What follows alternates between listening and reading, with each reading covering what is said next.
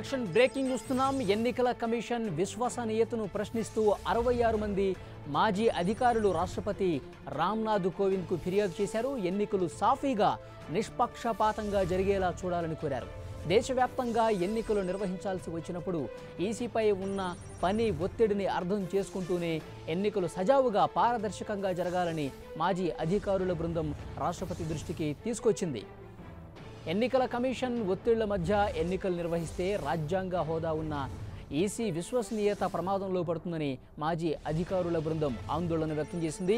ప్రజల విశ్వాసం, ప్రజాస్వామ్య విలువల పరిరక్షణ విషయంలో ఎన్నికల కమిషన్ మరింత జాగరూకతతో వ్యవహరిస్తుందని, తాజా పరిస్థితులను ఈసీ పరిగణలోకి తీసుకుంటుందని ఆశిస్తున్నట్టు మాజీ అధికారుల బృందం ఫిర్యాదులో పేర్కొంది.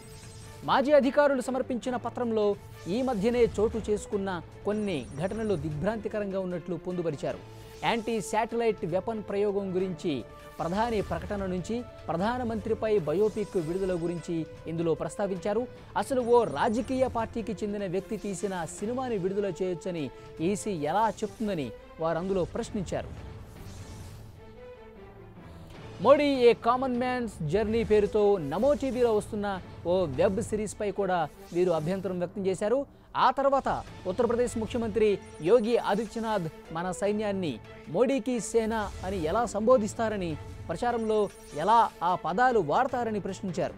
దీంతో ఇంతమంది మాజీ అధికారులు ఈసీ పనితీరుపై అసంతృప్తి వ్యక్తం చేయటం ఇప్పుడు కలకలం రేపుతోంది. ఇదే అంశానికి సంబంధించి పూర్తి డీటెయిల్స్ తెలుసుకునే ప్రయత్నం చేద్దాం. ఢిల్లీ నుంచి మా ప్రతినిధి గోపీకృష్ణ లైవ్లో సిద్ధంగా ఉన్నారు.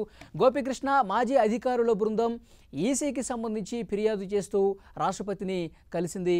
మాజీ అధికారుల బృందం ఆ పత్రంలో ఏం పేర్కొన్నారు, ఆ ఫిర్యాదులో ఎలాంటి అంశాలు పొందుపరిచారు, వాళ్ళకున్న అభ్యంతరాలేంటి, ఏంటి సమాచారం?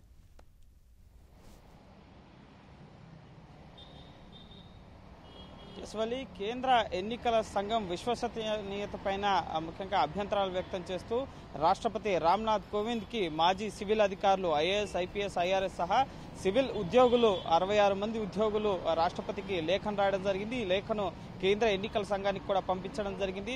రాజ్యాంగబద్ధంగా, స్వతంత్రంగా, పారదర్శకంగా, ముఖ్యంగా ఎవరి పట్ల ముఖ్యంగా పక్షపాతంగా వ్యవహరించకుండా ఉండాల్సిన సంస్థ కేంద్ర ఎన్నికల సంఘం. కానీ ఆ విధంగా కేంద్ర ఎన్నికల సంఘం వ్యవహరించడం లేదు.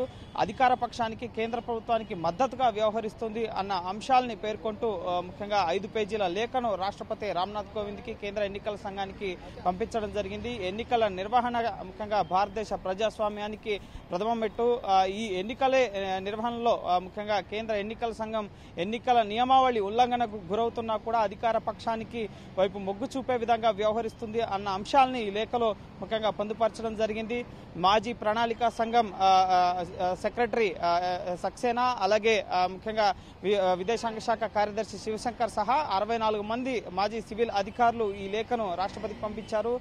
విశ్వసనీయత పెరిగేలా, ముఖ్యంగా పారదర్శకంగా ఎన్నికలు జరిగే విధంగా ముఖ్యంగా ఈ ఎన్నికల నిర్వహణ ఉండాలి అని చెప్పి రాష్ట్రపతిని కోరడం జరిగింది. సో రాష్ట్రపతి నుంచి కేంద్ర ఎన్నికల సంఘానికి ఎటువంటి డైరెక్షన్స్ వస్తాయనేది వేచి చూడాలి. Right, thank you.